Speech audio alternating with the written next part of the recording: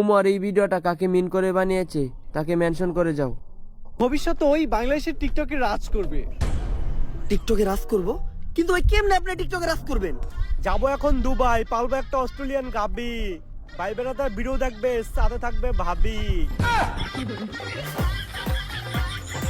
Sir আমি ঠিক এর মতো একটা সাপ্লি হইতে চাই, সফল হইতে চাইলে এর মতোই হইতে হইব। স্যার যেমনি হোক আপনি আমার এরকম একটা সাপ্লি টিকটকার বানায় দেন। এরকম টিকটকার হইতে চাইলে তোমাকে 3টা রুলস মেনে চলতে হবে। প্রথম রুলস, তোমার গেট আপ নিতে হবে ছাপড়ির মতো। অবশ্য গেট আপ নেওয়ার কিছু নাই, তোমাকে অলরেডি ছাপড়ির মতোই দেখা যায়। দ্বিতীয় রুলস, তোমার মধ্যে কোনো লজ্জা শরম থাকা যাবে না।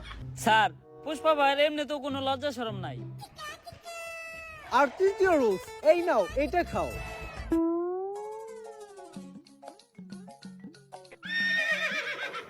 এটা কি স্যার? আরে এটা তো গন্ডারের মুখ। কিন্তু স্যার এটার কাজ কি? আরে এটা প্রতিদিন সকাল বিকাল 2বার পান করতে হবে, যার ফলে পাছার গু মাথায় চলে যাবে, তখনই তো মাথার থেকে বের হবে টিকটকের কন্টেন্ট। কিন্তু স্যার আমরা কখন বুঝবো যে উনি একজন সফল সাবলি টিকটকারে পরিণত হইছে?